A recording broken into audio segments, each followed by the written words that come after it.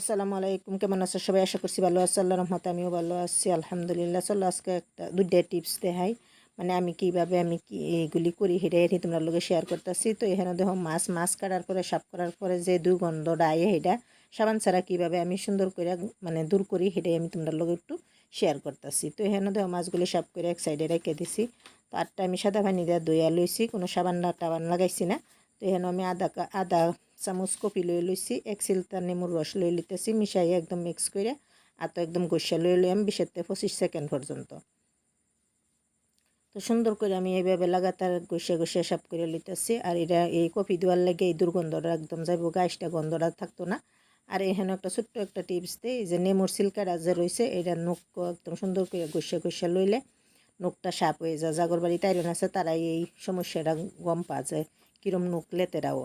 তো আমার প্রায় এরকম বা নখ লেতেরাও আমি নেমু দিয়া সুন্দর করে সাফ করে লই।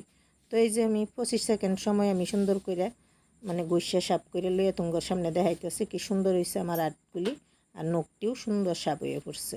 সুন্দর একটা টিপস, একদম ঘরোয়া পদ্ধতিতে দুইটা উপকরণ দিয়াই তো সুন্দর এই যে সাপ হয়ে পড়ছে, নখগুলিও সাপ হয়ে পড়ছে, আতও সাপ হয়ে পড়ছে, দুর্গন্ধ গেছে গা, আষ্টা গন্ধটাও গেছে গা।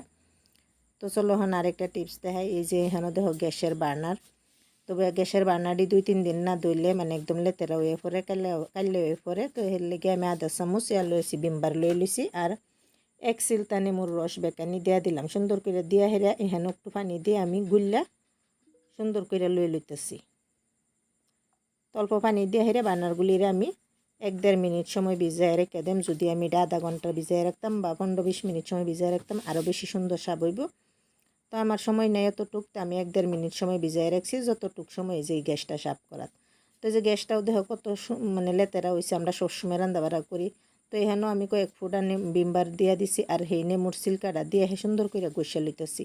গোসার মধ্যে আমি 30-35 সেকেন্ড সময় আমি সুন্দর করে গোসা লইছি বালার মধ্যে দুনোটা মানে গ্যাস স্টোভ সুন্দর করে আমি এইভাবে লাগাই লইছি বিমবার দিয়ে, নেমু দিয়া মানে নেমুর সিল্কাটা দিয়ে গোসা লইছি।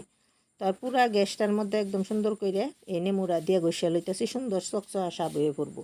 তো এইভাবে 1-1.5 মিনিট সময় হেন থাকতে থাক, মানে অতানি সময় থাকবো এইভাবে লাগাই, যতনি সময় আমি বার্নারটা সাফ করাম।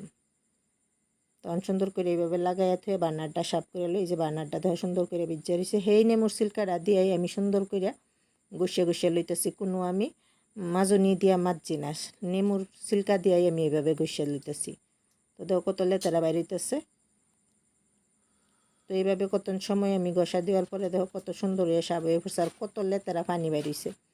তো বেশি সময় রাখলে একের ফট করে সাব হয়ে পড়ে। আমি তো একটু 1.5 মিনিট মানে 1-1.5 মিনিট সময় রাখছি, তেও কত সুন্দর হয়েছে দেখছো, খুব সুন্দর একদম সাব হয়ে পড়ছে। এটা সুন্দর একটা টিপস, মানে নেমু দিয়ে আর বিমবার দিয়া তো সুন্দর। যদি তুমি বিমবার না থাকে ডিটারজেন্ট লইতারও কাপড় দেওয়া। তো এখানে একটা আমি বাসন দেওয়া মাজনি লই লইছি, যেগুলি একদম পুরানো হয়ে পড়ে, একদম নরম হয়ে পড়ে, তুলতুলার মতন মানে কাপড়ের মতন হয়ে পড়ে, সেইগুলি আর লইছি। বেশি হার্ডটা লইছি না, নাহলে ক্র্যাক হয়ে যাব। তো এই যে যদি আমি মাজনি দিয়ে না লইতাম, তো এইভাবে কাপড় দিয়েও আমি সুন্দর করে সাফ করে লইতাম, কত সুন্দর চকচক হয়ে পড়ছে। তো আমি সুন্দর করে এইভাবে সাফ করে লই। তো সুন্দর একটা ঘরোয়া পদ্ধতি, মানে নেমু আর কফি দিয়ে এইগুলি কাম করুন, যা সুন্দর একদম সাব হয়ে পড়ে। তো এই যখন সুন্দর করে আমি সাফ করে যে মুচ্ছা লইলাম, গ্যাসটা একদম ফাইনাল মুছা দিয়ে লইলাম, কত সুন্দর হয়েছে, চকচক হয়েছে নিজের চোখের সামনেই। তো কয়েক মিনিটের ভিতরে 2-2.5 মিনিটের ভিতরে গ্যাসটা একদম সুন্দর করে বার্নার সহ সাব হয়ে পড়ছে। বার্নারটা কত সুন্দর হয়েছে, আর আমার গ্যাসটা দেখো কত সুন্দর হয়েছে।